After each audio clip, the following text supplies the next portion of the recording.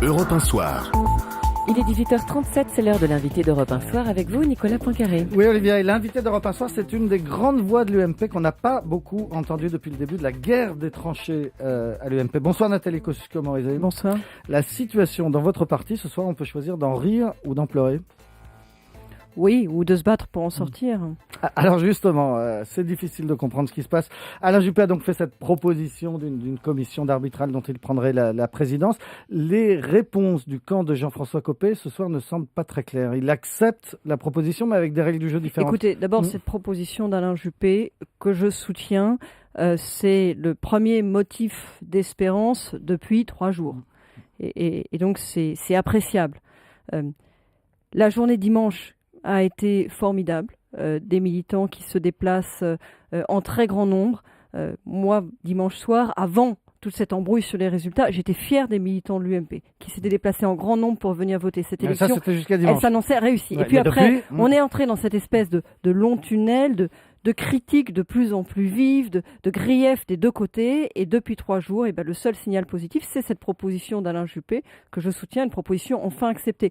J'avoue que moi, ça fait depuis le mois de juillet que je dis qu'il me semble que l'affrontement, le duel, cette espèce de face-à-face est dangereux et qu'Alain Juppé pourrait représenter une solution. Alors là, c'est une solution d'une autre nature avec une médiation, mais je trouve ça bien. Ceci dit, en effet, comme vous le signalez, tous les détails ne sont pas réglés. Et comme on dit, le diable est dans les détails. Alain Juppé a proposé une instance transitoire. Là, on parle plutôt de médiation. Il va falloir préciser les choses.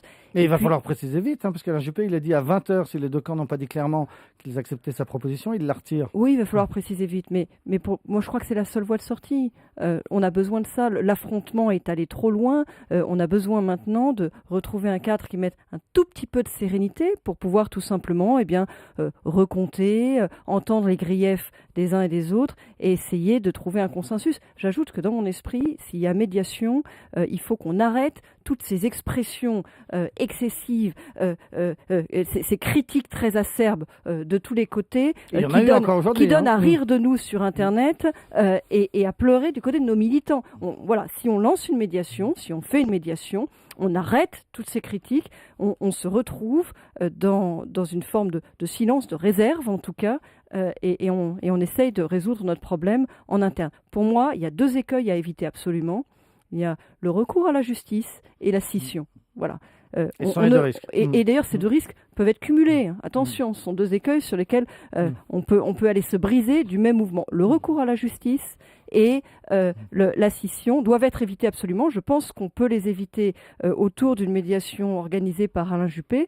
Et s'il n'y avait pas de consensus, moi je le dis, je préfère même qu'on revote. Alors même si c'est compliqué, je préfère même qu'on revote plutôt qu'on prenne le risque d'une scission ou d'un débat en justice. Alors Alain Juppé, donc s'il obtient cette possibilité de faire cette commission d'arbitrage, est-ce que vous en faites partie, Nathalie Kosciusko-Morizet ?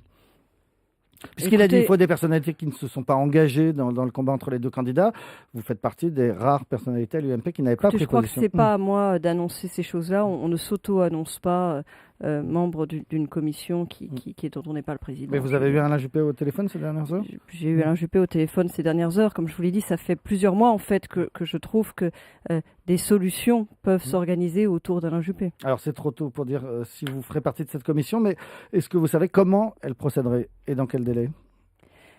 Alain Juppé a fait un communiqué en début d'après-midi qui était très, très explicite sur ce sujet. En fait, il proposait de s'appuyer sur les commissions qui existent à l'intérieur de l'UMP, d'entendre les uns et les autres, et puis sous 10 jours, d'essayer de trouver une solution au problème. 10 jours, ça peut paraître long, mais il faut aussi le temps de faire les choses sérieusement si on veut se donner vraiment les moyens de réussir. Et je crois encore une fois que nous le devons à nos militants, à nos adhérents et aux Français qui nous regardent, il faut bien le dire, probablement avec un sourire ou une tristesse un peu navrée.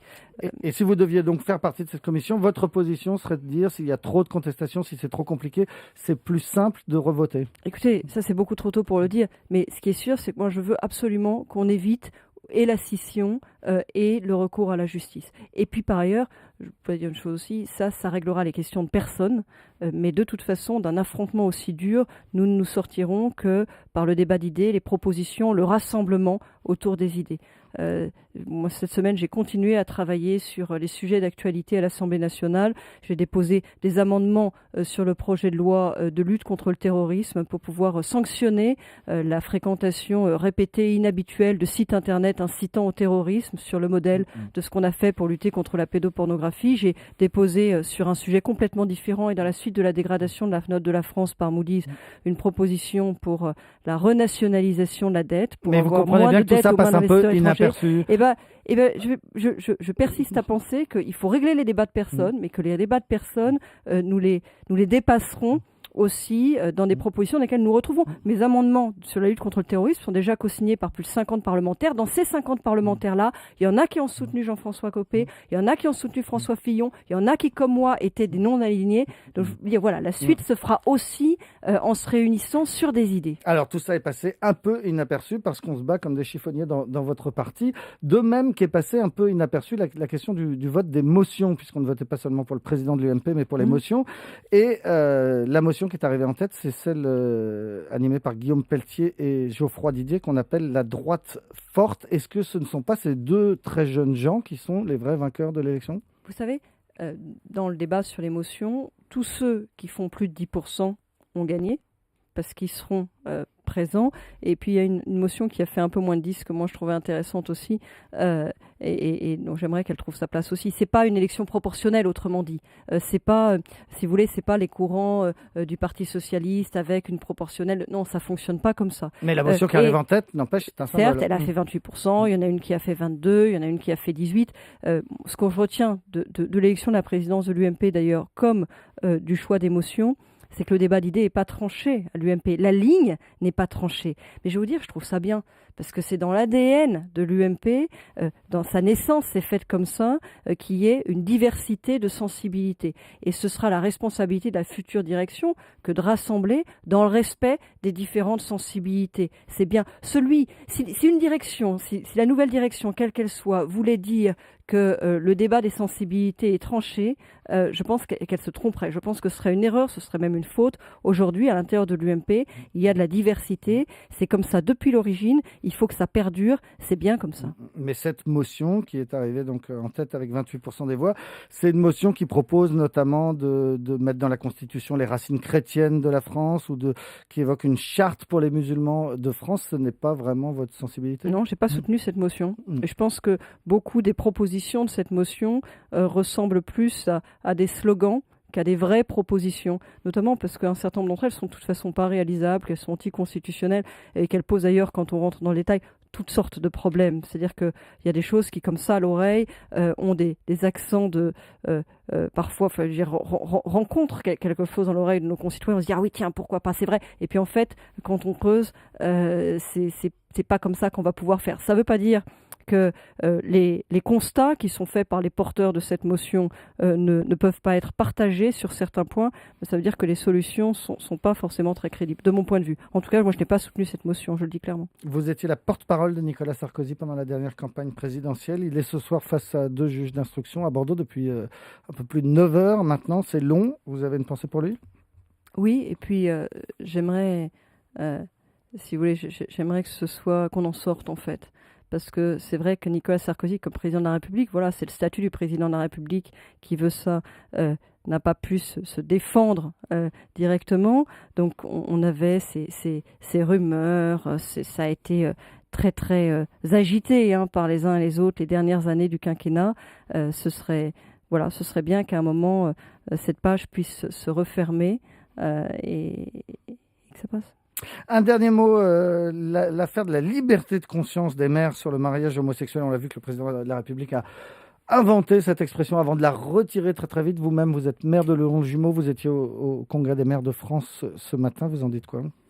Écoute, j'en dis que c'est l'expression, l'illustration d'un énorme problème. S'il y a un problème de liberté de conscience, ça mérite au moins un débat à l'Assemblée nationale.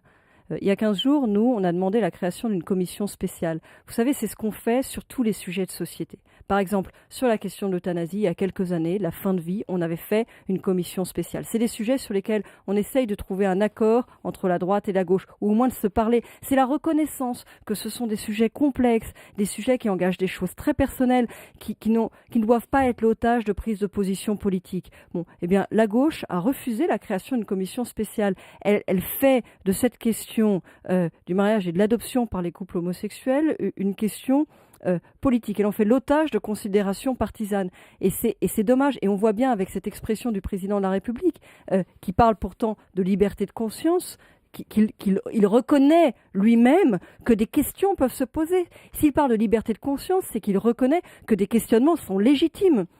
Et donc je ne comprends absolument pas la cohérence du gouvernement. Ça n'est pas un sujet comme les autres, ça n'est pas un sujet qu'on peut trancher comme ça d'une manière strictement politique. Il faut pouvoir avoir un vrai débat ouvert. Et d'un côté, le président de la République parle de liberté de conscience pour qu'un maire puisse renoncer à marier des couples homosexuels. Et de l'autre côté, il refuse la création d'une commission spéciale pour pouvoir approfondir le sujet à l'Assemblée nationale. Oui, et puis je pense qu'il y a une faute dans la façon dont le gouvernement présente cette question, qui est d'associer, d'imbriquer totalement la question de l'union et la question de l'adoption et de la filiation. Moi, personnellement, je trouve que l'amour homosexuel puisse s'exprimer publiquement, trouver une légitimité, être reconnu autrement que par la signature d'un pacte au greffe du tribunal. Je le comprends et je trouve ça bien, je trouve ça important. Donc je en trouve fait, qu'on vous êtes peut plutôt pour le mariage, mais contre l'adoption. Mais le problème, c'est qu'en droit français, dans l'état civil, le mariage inclut l'adoption. Il faudrait pouvoir parler de ces choses sereinement. Il y a des pays qui ont progressé sur la question de l'union